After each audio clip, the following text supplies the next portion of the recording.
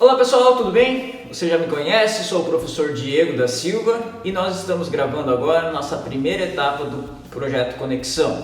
Nosso Conexão abordará então a unidade 1 e 2 da disciplina de Gestão de Contas, Administração de Budget e também Legislação, ok? Então, nós tivemos então nossa primeira unidade, alguns pontos que cabe aqui trazer à tona novamente. Primeiro passo do plano de prospecção, ele separa em mapeamento de mercado. Então é muito importante quando iniciarmos algum trabalho a gente mapear o mercado no qual está inserido, justamente pela fala de Kotler, né, que é o principal objetivo e mais importante é perceber onde os clientes estão indo e chegar lá primeiro. Então, a partir do momento que a gente consegue mapear o nosso mercado, a gente consegue se antecipar e, se alguém já leu o livro Oceano Azul, identificar o Oceano Azul para que você possa obter maior retorno sobre aquilo que você está propondo a fazer, né? Então, dentro do mapeamento de mercado, para você poder conhecer melhor o seu mercado, ainda nós temos um infográfico que mostra 4 ferramentas. Algumas delas são gratuitas, outras são pagas, algumas têm umas versões demo que você pode utilizar também, que é Google Trends, SEMrush, BusyStats e OnMaps. Então essas 4 ferramentas auxiliam a identificar Google Trends, quais são os principais tópicos buscados hoje no Google, e você pode selecionar uma palavra-chave e ver o quanto que está essa busca na região, por tempo, quais são as buscas similares a essa chave de pesquisa e assim sucessivamente. E os outros também trazem informações sobre aspecto financeiro de alguns setores da economia, alguns sites relacionados à sua atividade, enfim, vale a pena você fazer uma busca aí nessas 4 ferramentas, uma pesquisa nessas 4 ferramentas e verificar se alguma delas se encaixa na sua atividade. Obviamente, se você já está exercendo essa atividade, talvez valha até a pena fazer a contratação do serviço, mas tem outras opções gratuitas ou então a versão demo que também já auxilia vocês para justamente mapear esse mercado e identificar qual o cliente, como o seu cliente está posicionado, sendo você uma agência. Então, quando você vai fazer essa pesquisa, você vai acabar fazendo esse serviço para o seu cliente, esse mapeamento do mercado para o seu cliente, ou então até mesmo para você, para o seu empreendimento. É interessante você fazer esse mapeamento, ok? Dentro da prospecção tem um vídeo bastante interessante do Dr. Vendas que eu recomendo que vocês olhem, que ele dá uns insights bastante importantes sobre a prospecção de clientes. Então, o primeiro deles é conhecer o cliente e o comportamento desse cliente, conhecer as dores ou sonhos desse cliente, como que você resolve essas dores ou como você ajuda o seu cliente a atingir os seus sonhos, seu objetivo. Basicamente, o que a gente oferta para o nosso cliente deve ser ou para eliminar as suas dores ou então para auxiliar na realização dos seus sonhos. E abaixo do vídeo, talvez tenha passado meio despercebido para vocês, tem também um artigo da Nicole em que ela traz 10 passos para a prospecção. Obviamente que na prática você deve adequar, né, a sua realidade, a sua região, ao comportamento local, porque muito provável o comportamento de um grupo de pessoas aqui do sul, por exemplo, é diferente de um grupo de pessoas aí de Minas ou de São Paulo, porque tem muito regionalismo, tem o comportamento, até a questão cultural, né, de cada ambiente, em que pessoas são mais abertas, pessoas são mais fechadas, grupos são mais introspectivos, outros mais extrovertidos, e isso se aplica localmente, né, regionalmente. Então você tem que entender isso também aí da sua região. Então ela traz 10 pontos, recomendo fortemente que vocês façam essa leitura mas os 10 pontos seriam qualificar 100% dos seus contatos para que você possa ser mais assertivo na busca e na dedicação de tempo para a prospecção desses clientes, né? Criar o perfil do cliente e do seu negócio em consideração, então levar em consideração o perfil do seu cliente e o perfil do negócio do seu cliente para ver se aquilo que você tem a oferecer se encaixa nele, né? Aí já traz o terceiro ponto, se é o momento certo de prospecção, porque muitas vezes você tem o produto certo, o serviço certo para aquele cliente, mas não é exatamente o momento que ele o adquirirá. Então, você tem que entender se o seu serviço vai ajudar naquele momento ou não, se ele pode ser até mais uma entrega. Particularmente eu trabalho com consultoria e muitas vezes tem isso, poxa, meu serviço realmente ajudaria a empresa, mas nesse momento não é adequado, porque o meu cliente muitas vezes não poderia ter a dedicação necessária para a realização do meu atendimento, ou seja, eu iria sugerir algumas coisas, sugerir algumas ideias, algumas alterações, mas ele não poderia se dedicar naquele momento para colocar isso em prática. Então, sinceramente, seria até um dinheiro jogado fora, ele não ficaria satisfeito com o meu serviço e, por conseguinte, não veria resultado e muitas vezes poderia até fazer reverberar uma situação que não foi culpa da consultoria e sim a empresa não tinha condições de ser atendida naquele momento, de colocar em prática naquele momento tudo aquilo que a gente apontou como uma alternativa viável, né? Então é muito importante, um dos principais pontos é entender o momento certo de fazer essa prospecção, de fazer esse atendimento ao seu cliente. A prospecção por telefone, eu acredito que isso realmente ainda funcione nos dias de hoje.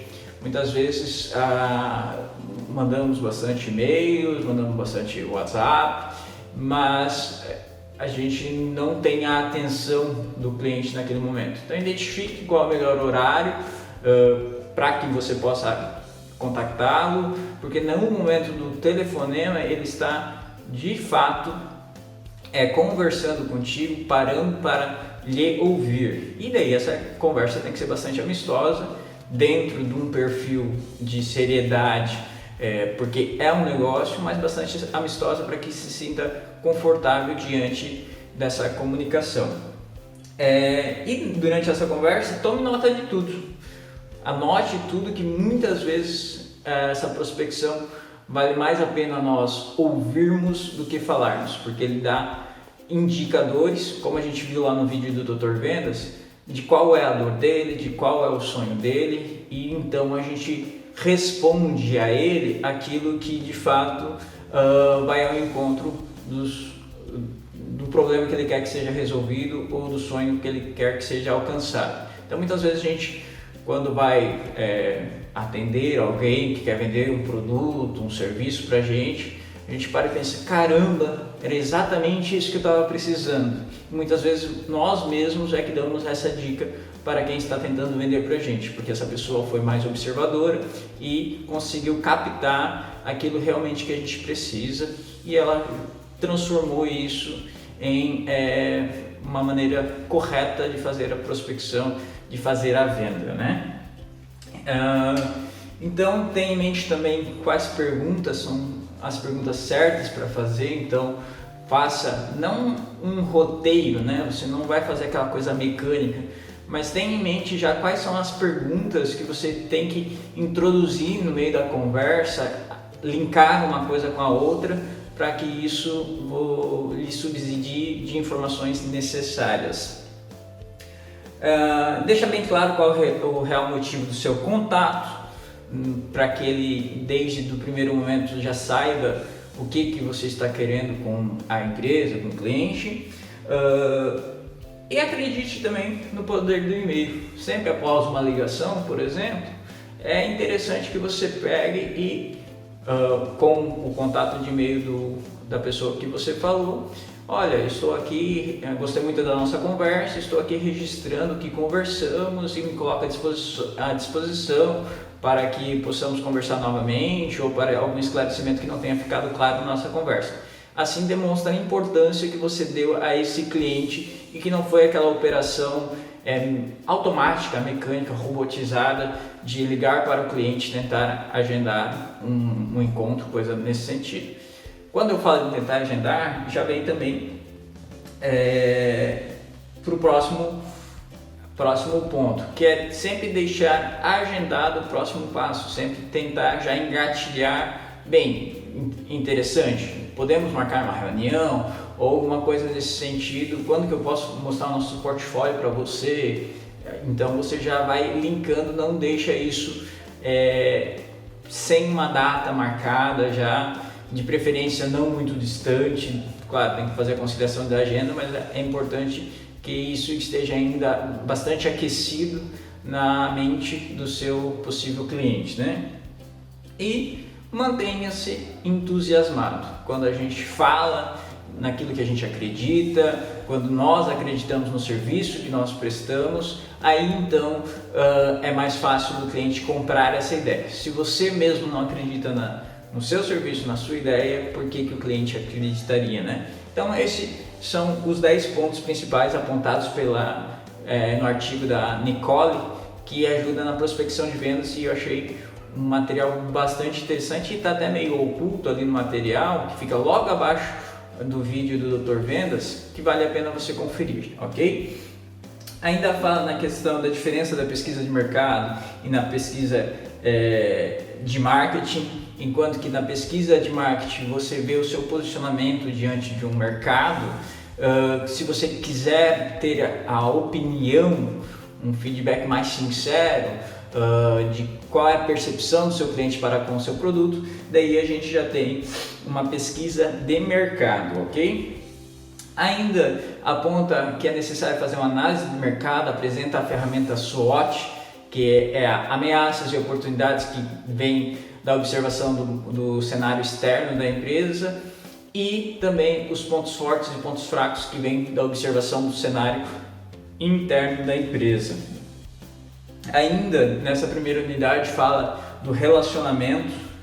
Então o relacionamento que nós devemos ter deve ser primados, né, de empatia, de honestidade, de integridade, de ética e de profissionalismo, sobretudo, que eu acho que absorve todos esses outros pilares, né? Então, profissionalismo. Tenha em mente que você deve ser uma pessoa com qual você gostaria de fazer negócio. Então, não fuja desses valores, traga esses valores consigo e dentro do seu negócio também. Lembre-se que um bom serviço, uma boa pessoa acaba sendo indicação. E quando a gente trabalha com prestação de serviços, a indicação é sempre uma melhor maneira de conquistar novos clientes. Então, como eu falei anteriormente, trabalho com consultoria, sempre que vem por indicação é muito mais fácil converter em vendas do que quando o cliente encontra a gente por um site ou por um artigo que a gente escreveu. A indicação já dá um aval do serviço que é prestado. Então, quando você trabalha com esses valores, coloca isso como premissas do seu negócio, isso tende a facilitar novas indicações. Fala também de estratégias de relacionamento, dos possíveis laços financeiros, que seriam por bonificações, clube de fidelidade, enfim, os laços sociais, laços de customização e laços de estrutura. Então você vai envolvendo, se relacionando com o seu cliente por meio desses laços. Então lá nós temos mais exemplos. É importante que vocês identifiquem também como esses laços podem facilitar o relacionamento com o seu cliente e, por conseguinte, a manutenção do mesmo.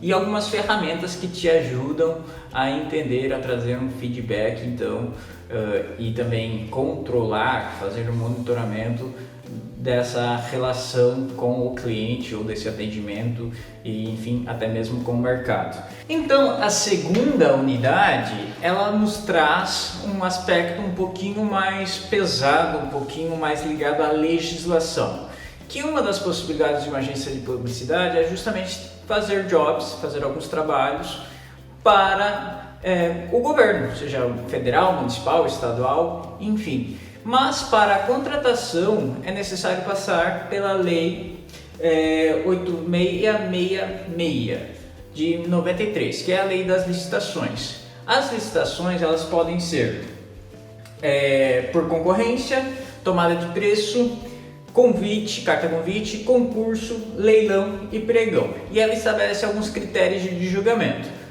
Pode ser por menor preço, por técnica e preço e maior lance ou oferta. No caso das agências de publicidade, trabalha-se então somente com técnica e preço que será ofertado no caso, né? A concorrência é uma das modalidades que pode ser aplicada para as agências de publicidade, que são para contratos superiores a R$650 mil. Já a tomada de preço exige um cadastro prévio dos concorrentes e é abaixo de R$650 mil. E a carta convite é então para contratações cujo valor do serviço é menor do que R$80 mil, ok?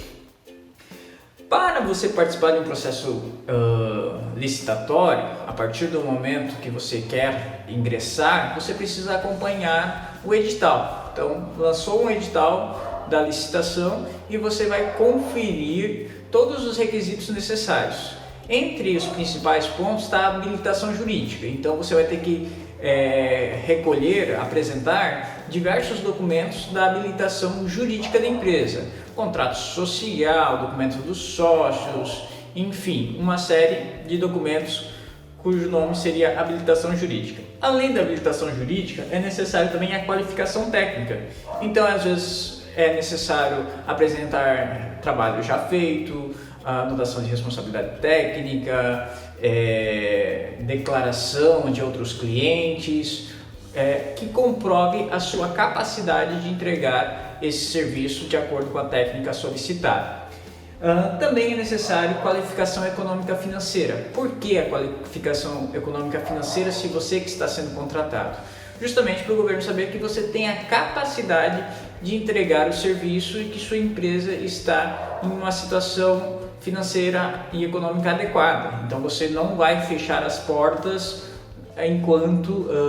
antes de entregar esse serviço, né? Dentro das agências de publicidade, o risco é até um pouco menor do que, por exemplo, em grandes empreiteiras que demandam grandes investimentos antes de receber alguma coisa. E já nas empresas de publicidade, obviamente, tem serviços de mão de obra, dos colaboradores, alguns serviços terceiros, mas esse valor também não dá normalmente para comparar muito também com empreiteiras que constroem rodovias, enfim, né? Mas é o mesmo princípio, para você saber se a agência tem uma estrutura financeira e econômica sólida para que possa entregar o trabalho, porque muitas vezes a remuneração vem só após a entrega do serviço. Também é necessário apresentar os certificados de regularidade fiscal e trabalhista, então que você não está devendo nada para o governo, e também uma certidão, uma declaração que você não emprega menores de idade, ok? A partir daí, então, é que é elaborado a proposta que vai anexa, então, a essa documentação. Então, temos também a parte da proposta. Então, a proposta parte do briefing, né, qual você conseguir identificar quais são as necessidades desse cliente, né? E então você inicia a proposta com primeiro uma apresentação da agência, traz de novo as necessidades que foram entendidas por meio do briefing, quais serão as estratégias de comunicação que serão adotadas, a ideia criativa, exemplo de peças publicitárias que você já realizou no caso, e também as estratégias de mídia e não mídia que serão abordadas.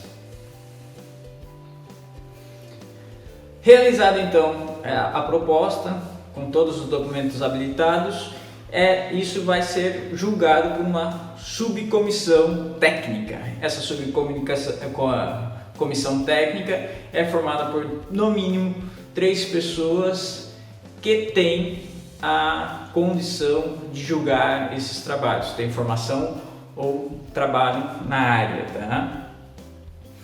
E isso é adotado sempre no ambiente público, né? No ecossistema público.